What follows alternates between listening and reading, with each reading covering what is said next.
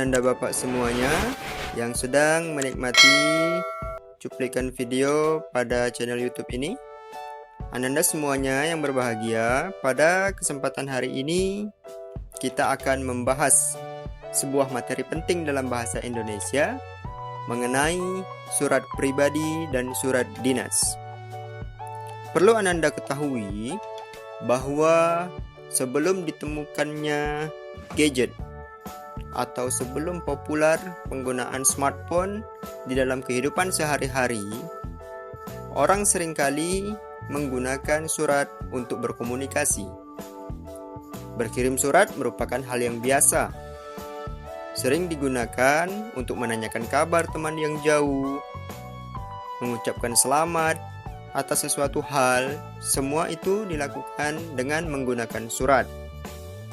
Nah, pada kesempatan yang berbahagia ini, Bapak akan secara rinci menjelaskan tentang surat pribadi terlebih dahulu, dan mengenai surat dinas akan kita bahas pada cuplikan video selanjutnya. Silakan saksikan video ini lebih lanjut. Check it out. Kita masuk pada pengertian dan fungsi dari surat pribadi itu. Perlu Anda ketahui bahwa di zaman modern sekarang ini, orang tidak lagi menggunakan surat untuk berkomunikasi. Karena sudah ada smartphone, sudah ada ponsel pintar yang lebih pintar daripada orang yang menggunakan. Nah, sudah ada aplikasi WA, sudah ada Telegram, yang semua aplikasi itu bisa digunakan untuk berkomunikasi.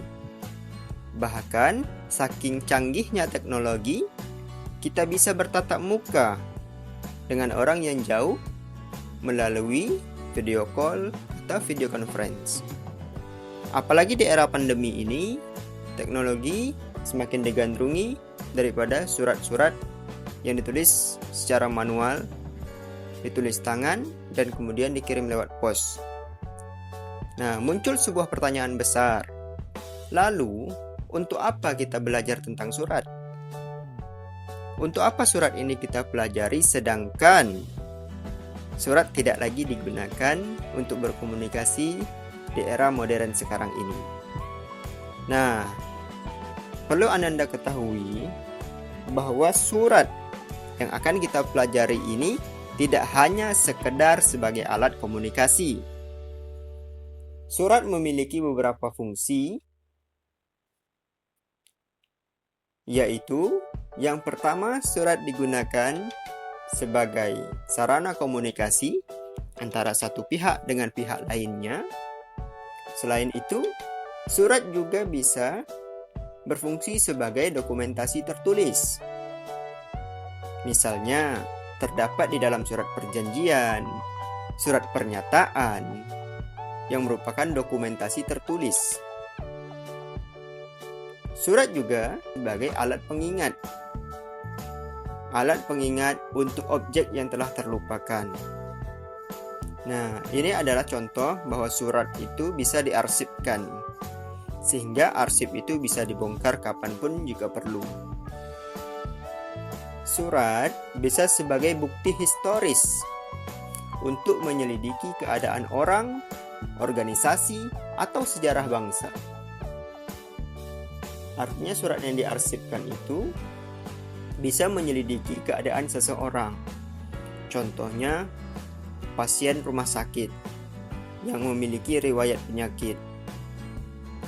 Nah, ataupun sejarah dari suatu bangsa, sejarah organisasi, berdirinya suatu organisasi, ya.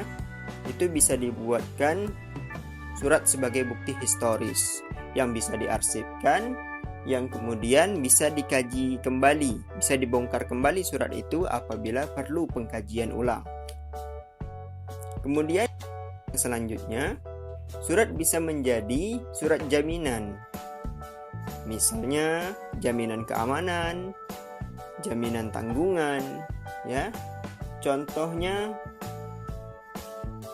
kita membuat surat surat izin mendirikan bangunan. Misalnya ya, surat izin mendirikan bangunan, apabila surat itu sudah kita buat, sudah dikeluarkan secara sah, maka tidak ada lagi yang bisa menggugat atau mengganggu bangunan yang telah kita bangun. Nah, kemudian yang selanjutnya fungsi surat. Surat bisa menjadi alat promosi bagi biro, kantor, atau perusahaan. Artinya apa? Pada surat dinas itu sering dilengkapi kop surat atau kepala surat, yang mana kepala surat itu berisikan identitas suatu biro, kantor, atau perusahaan. Artinya apa? Bisa menjadi alat promosi. Orang mengetahui apa nama kantornya, di mana alamatnya, dan bergerak di bidang apa. Nah, dan yang terakhir fungsi surat adalah menghemat waktu, tenaga, dan biaya. Nah, jika kita satu orang ingin bertemu dengan orang lain yang dipisahkan oleh tempat yang begitu jauh, sementara ada hal penting yang ingin dikomunikasikan, maka kita bisa berkomunikasi lewat surat tanpa harus bertemu langsung. Maka itu dapat menghemat waktu, tenaga, dan biaya. Itu adalah fungsi-fungsi dari surat yang perlu kita ketahui. Nah, kemudian kita bahas secara rinci mengenai surat pribadi. Dikatakan surat pribadi bahwa surat itu dibuat secara pribadi, dibuat oleh seseorang yang ditujukan kepada orang lain, yang berisi tentang kepentingan pribadi. Contoh, untuk menanyakan kabar, mengucapkan selamat antara satu orang dengan orang lain, maka itu dikatakan surat pribadi. Surat pribadi ini bersifat tidak resmi, hanya sebatas surat yang dibuat untuk kepentingan pribadi, bukan kepentingan bersama, bukan kepentingan organisasi. Jadi, karena dikatakan surat pribadi, maka bahasa yang digunakan pun bukanlah bahasa yang resmi. Di dalam surat pribadi, kita bisa menggunakan bahasa Indonesia, kita bisa menggunakan bahasa daerah, kita bisa menggunakan bahasa asing, bahkan kita bisa menggunakan bahasa slang atau bahasa yang gaul sekalipun. Nah, itu diperbolehkan di dalam penulisan surat pribadi. Surat pribadi ini berdasarkan jenisnya terbagi atas dua jenis. Yang pertama, surat pribadi kekeluargaan. Surat pribadi kekeluargaan adalah surat yang ditulis dan ditujukan kepada anggota keluarga. Misalnya, Ananda berkirim surat kepada nenek, berkirim surat kepada paman, berkirim surat kepada ayah ibu, berkirim surat kepada sepupu, dan sebagainya yang termasuk di dalam ruang lingkup keluarga, maka itu dikatakan surat pribadi kekeluargaan. Dan yang kedua, ada surat pribadi kekerabatan. Maksudnya adalah surat pribadi yang Ananda buat ditujukan kepada orang lain yang bukan termasuk anggota keluarga. Contoh, Ananda berkirim surat kepada teman, kepada sahabat pena, berkirim surat kepada guru sekalipun, maka itu dikatakan surat pribadi kekerabatan karena tidak ada hubungan keluarga yang mengikat.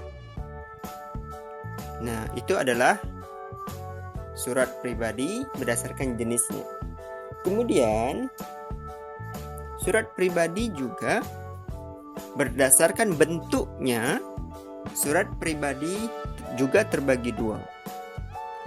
Yang pertama, ada surat pribadi tidak resmi. Dan yang kedua, ada surat pribadi secara resmi. Nah, perlu Ananda ketahui bahwa surat pribadi juga ada yang resmi. Wow! Surat pribadi yang tidak resmi yang pertama adalah surat pribadi yang biasa tadi Bapak jelaskan di awal. Bisa menggunakan bahasa daerah, bisa menggunakan bahasa asing, bisa menggunakan bahasa gaul sekalipun, tidak masalah. Tetapi pada surat pribadi resmi, ini harus menggunakan bahasa Indonesia yang baik dan benar, sesuai dengan struktur dan kaidah kebahasaan Indonesia. Apa contoh surat pribadi yang resmi? Yang pertama, ada surat pernyataan, ada surat perjanjian. Jika Ananda satu pihak berjanji dengan pihak lain, misalnya surat pernyataan jual beli, atau surat perdamaian, atau surat pernyataan atau surat perjanjian, itu bisa Ananda buat dengan bahasa yang baik dan benar, sesuai dengan struktur dan kaidah kebahasaan bahasa Indonesia. Yang kedua, ada surat kuasa. Ananda melimpahkan kuasa kepada orang lain atas keperluan tertentu. Gunanya apa? Surat tersebut harus dibuat secara resmi. Walaupun dia dibuat secara resmi, dia tidak bisa dikatakan surat dinas. Mengapa? Karena surat pribadi yang dibuat secara resmi tidak memiliki kop surat seperti surat dinas. Yang dikatakan surat dinas harus memiliki kop surat. Dan itu akan kita bahas pada pertemuan selanjutnya, pada video selanjutnya.